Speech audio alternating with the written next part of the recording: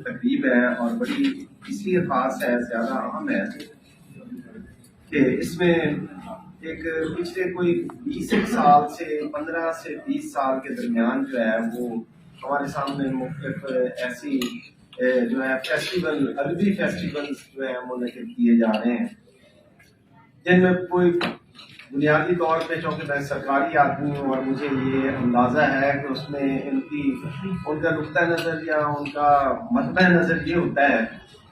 کہ اس میں ادب اور شاعری کی پروموشن کے جو ہے ایک سیکنڈ لیئر میں وہ اپنے مفادات کی نگرانی کر رہے ہوتے ہیں۔ کچھ جتنی بھی تنظیمیں ہیں، بڑا اچھا ایک وقت تھا جو ہم نے کوئی 30-35 سال پہلے دیکھا، بڑے خالص ادیب شاعر اور بنیادی طور پہ جو شعر و ادب کی خدمت ہے یہ بھی ایک پیغمبرانہ اور بڑا ایک مختلف اور ایسا ایک ذمہ داری ہے کہ جس کو کوئی اس کا کوئی فائدہ مفاد یا اس مزدوری کا کوئی ادائیگی نہیں ہے۔ تو یہ ایک اللہ کی دی ہوئی ایک ایسا احساس اور وجدان ہوتا ہے جو کمیونیکیٹ کرتا ہے ہمارے معاشرے کے مسائل دکھوں کو، اور ہمارے جو مختلف طبقے ہیں جن سے جو محروم طبقے ہیں جن کے ساتھ زیادتی ہوئی ہوتی ہے، اور یہ واقعی ایک ایسا وصف ہے، ایک ایسا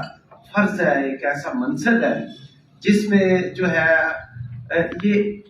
آج سے نہیں ہے، یہ 5000 سال پہلے اگر ہم جتنے 1,24,000 پیغمبروں پہ جائیں، اور کچھ کے نام ہمیں پتہ ہے، بے شمار ہزاروں پیغمبروں کے ناموں کا ہمیں نہیں پتہ، لیکن سب کا ایک ہی جو ہے وہ ایک ہی مقصد تھا کہ انسانیت میں بھلائی، مساوات اور مساوات سلسلہ کیا جائے۔ اور یہ ہمارے شاعر ادیب جو خالص اور اوریجنل ہیں، یہ ان کی ایک کڑی ہے، اور بے شک یہ گمنام بھی ہیں، بے شک یہ لیکن ان کا جو ہے ذہن، دل اور ان کا خالص ہونا اسی طرح ہی ہے جیسے ہمارے اولیاء کرام تھے اور سارے۔ اچھا، اب ہماری ایک مرحلہ ایسا آیا اس 20 سالوں میں ہمارے سامنے دیکھتے ہی دیکھتے، مرحلہ یہ تھا کہ بہت ساری بین الاقوامی جو ہے قوتیں اس میں شامل ہونا شروع ہو گئیں۔ انہوں نے مختلف اپنے ایسے ایجنڈے جو تھے ان کے تحت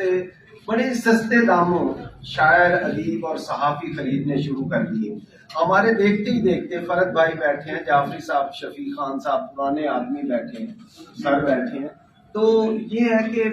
وہ ہمارے دیکھتے ہی دیکھتے منظر جو ہے وہ بدلنے لگ گیا، اور اس میں مفادات جو ہیں وہ آنے شروع ہو گئے، اور جو ایجنڈے تھے مختلف انٹرنیشنل لابیوں کے، جن میں خاص طور پہ مطلب ہم مسلمانوں سے ہٹ کے دوسرے جو طبقے تھے، دوسرے مذاہب کے لوگ تھے، وہ اثر انداز ہونا شروع ہو گئے ہمارے، تاکہ ڈائیورٹ کیا جا سکے خالص شاعر ادیبوں کو، اور ان کو کسی ایسے لالچ پہ لگایا جائے، ایسی رشوت پہ لگایا جائے جس میں نہ صرف ویزے ان کو دے دیے جائیں اور اس کے ساتھ ساتھ چھوٹی سی مزدوری جو ہے وہ دے دیجیے۔ مزدوری سے مراد ہے کہ کم قیمت پہ ان کو خریدنا شروع کر دیا، اور وہ بھی بڑے ادھاروں پہ۔ مثلا یہ جو فیسٹیول بات تو ہے فیسٹیولز کی، میں بالکل اس کے بہت زیادہ خلاف نہیں ہوں۔ فیسٹیول کا تو جو اصل مقصد ہوتا ہے وہ یہی ہوتا ہے کہ دنیا میں مختلف ممالک میں ہمارے شاعر ادیب اور ان کے شاعر ادیب مل بیٹھ کے کوئی ڈائمینشن جو ہے یا ادب کے حوالے سے جو ان کے جو سمتیں ہیں وہ متعین کر کے پھر واپس انسانیت کی بھلائی اور مساوات کی طرف آئیں۔ تو وہ یہ تھا اصل ان فیسٹیولز کا مقصد، لیکن یہ ہمارے سطحی سا ایک مقصد ہے جو جس کے اندر تہ در تہ بین الاقوامی جو سازشی لابی ہیں وہ اس کے ساتھ ساتھ کام کر رہی ہوتی ہیں، وہ بندے سلیکٹ کرتے ہیں۔ ہم سب جانتے ہیں ایک دوسرے کے، ہمارے گردی دائیں بائیں، لیفٹ رائٹ، سامنے بہت سارے ایسے ہم نے دیکھے ہیں جن کو ویزے دیے، کوئی امریکہ چلا گیا، ایک آدھ چکر لگا آیا، لیکن ان کی برین واشنگ ہوئی وہاں، ان سے نام سب کو ہی پتا ہے، میں نام کیا لوں، وہ پھر ایسے بات اور طرح سے ہو جائے گی۔ اور لابیوں کا بھی مجھے پتا ہے کہ کن لابیوں کے وہ ایجنٹ بن جاتے ہیں. لیکن ہمارا بھی ایک یہاں ہمارے اپنے ملک کے ساتھ بھی جو جب وہ رہتے ہیں یہاں تو جب گورنمنٹ ان کی لک آفٹر نہیں کرتی ان کو اسی سطح پہ ان لوگوں انہیں لابیوں کے زیر اثر کسی کے 20-30 ہزار وظیفہ لگا دیا ان لوگوں کا لگا دیا جو ڈیزرو نہیں کر رہے ہوتے یا وہ خالص تخلیق کار نہیں ہوتے. تو وہ اب کیا کریں وہ شاعر ادیب ان کی بھی یہ مجبوری ہوتی ہے کہ کسی طرف تو انہوں نے جھکنا ہوتا ہے. لیکن اس سارے پس منظر میں اس لیے عرض کر رہا تھا کہ یہ ہوتا اسی طرح ہی ہے کہ بہت سارے تہ در تہ وہ اپنے بندے سلیکٹ کر لیتے ہیں 10 12 20 30 اور ہمارے اداروں میں بھی اسی طرح اداروں سے میری مراد ہے ہمارے اپنے محکمے جو سرکاری ہیں گورنمنٹ کے پنجاب کے جو بھی ہیں اس میں بھی مطلب وہ اپنے جو ہوتے ہیں وہ سارے مفادات کی نگرانی ایک دوسرے کی کر لیتے ہیں. لیکن اب ہوا یہ ہے کہ ہمارے جتنے میں بات لمبی تو نہیں کر رہا میں صرف میرا یہ ہے کہ یہ صورتحال اس میں سے ہم سب کو مل کے جو ہے دوبارہ عہد کرنا ہوگا. ہمیں دوبارہ اسی طرف جانا ہوگا کہ ہم نے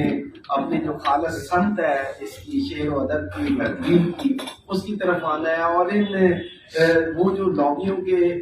خریدے ہوئے یا لابیسٹ لوگوں کے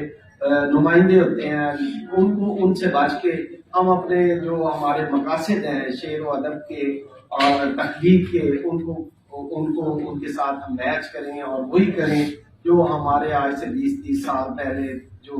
خالص شعر و ادب کی محفلیں ہوتی تھیں جو بکے ہوئے شاعر یا صحافی نہیں ہوتے تھے ہمیں اس طرف واپس لوٹ کے آنا چاہیے. آج کی ہماری اس نشست کا مقصد بھی یہی ہے کہ ہمیں اپنی پوری قوت کے ساتھ پوری تخلیقی جو ہمارے مراحل ہیں ان کے ساتھ عوام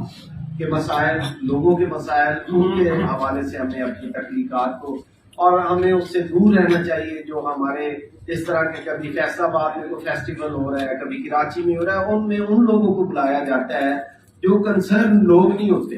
وہ اس لیے بلاتے ہیں ان کو مثلا کوئی ایکٹر کو کسی کو بلا لیا جائے کسی سٹیج کے ڈرامے کے کسی بندے کو وہ اس کو کیش کرانے کے لیے کیونکہ وہ خود خالص نہ ان کے پاس شاعری ہوتی ہے نہ وہ کوئی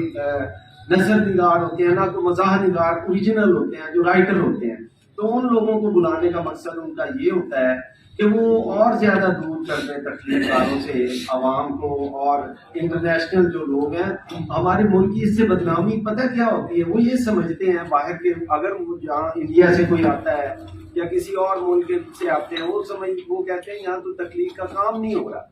تو یہاں اس طرح کے جعلی لوگ جائیں گے تو یقیناً ایک امیج اور کانسیپٹ یہی انٹرنیشنل لیول پہ جائے گا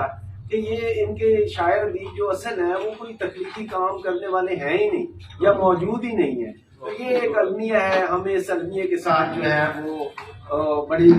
ایک مثبت سوچ کے ساتھ اس کو ہم نے کمپیٹ کرنا ہے اور اپنے